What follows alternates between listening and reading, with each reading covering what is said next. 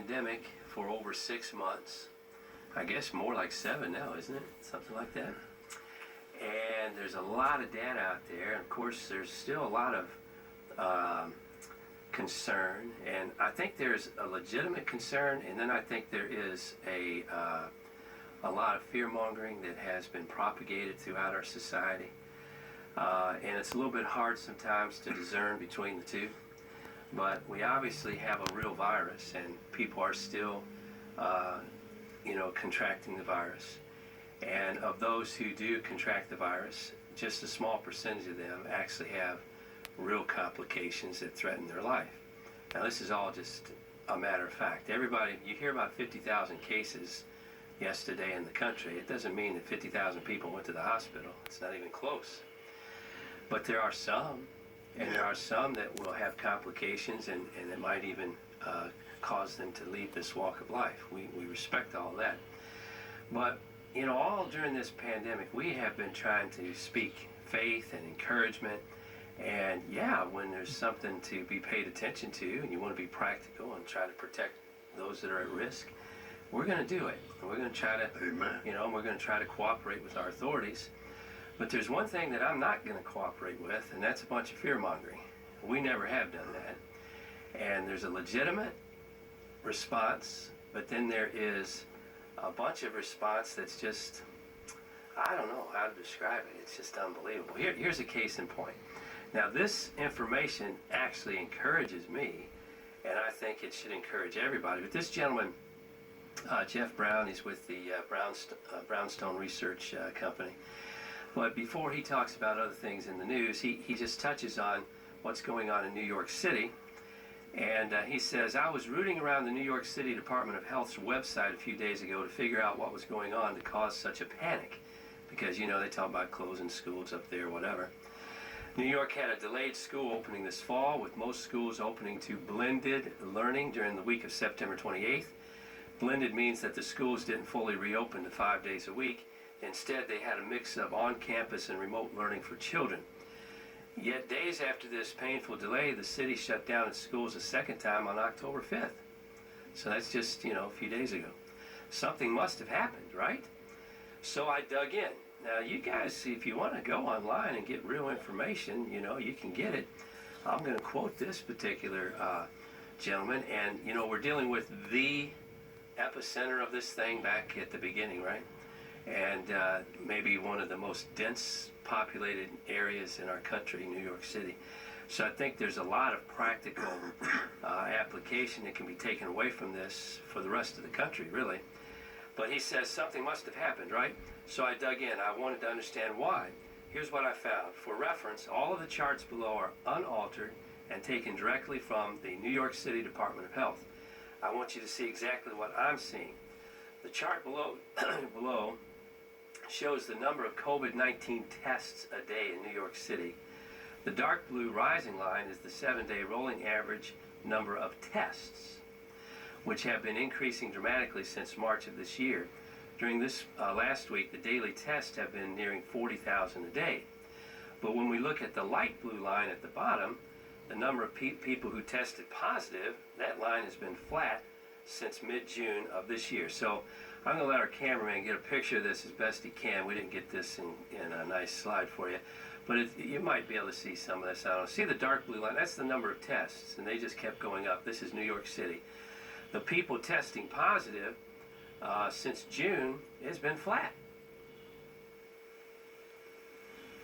Testing all kinds of people, but the people that actually have the virus, the number is just flat.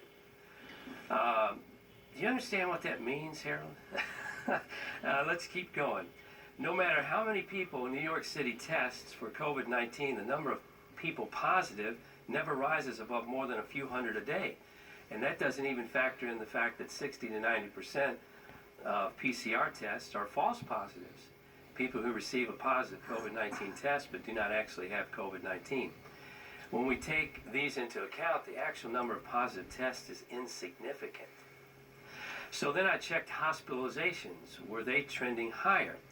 As we can see, since mid-June, hospitalizations from COVID-19 related illnesses have also been insignificant. there is clearly no crisis. Now look at this chart. This is right off of the New York City Department of Health and Mental Hygiene. You can obviously see back in the peak in March here, we had the big rollout of this pandemic. But then since June, the number of hospitalizations is absolutely flat. So, wow.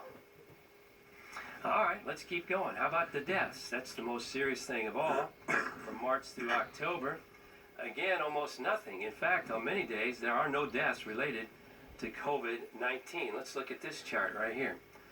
And we all know what happened when the country was grappling with this thing at the beginning, and the whole nation got a handle on fighting this thing. And in New York City, this was the epicenter, all the way down here from July all the way to the present.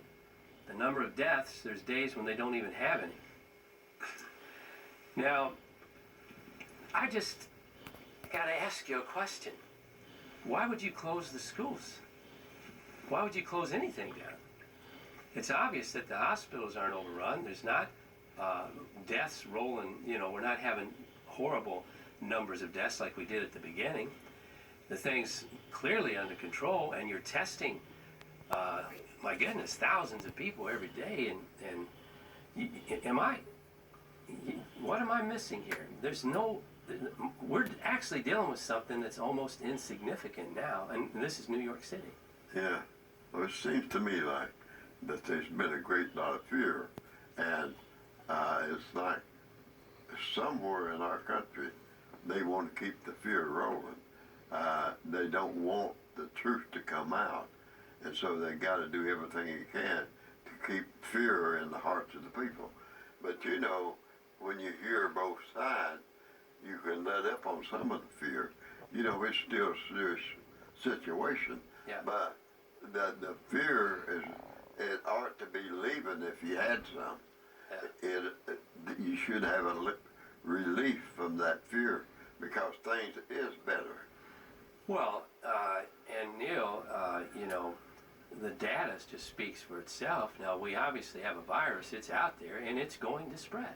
There's no way. I mean, you listen to the doctors and the authorities that work in the trenches, and they tell, look, we can do all we can. It's still going to spread. We've reduced the spread. We've controlled it spreading so rapidly. And the really good news from our experience as a nation is obviously these graphs is pretty bad news in March and April. The country had to go to work, and we did. And the president, his administration, governors, locals, everybody cooperating. And now you got hospitalizations well under control, deaths way down to some, very controllable. Is the virus out there? Yeah. Do we still have to protect the most vulnerable? Sure, everything we've learned. But why are we acting like the thing's about ready to blow up again?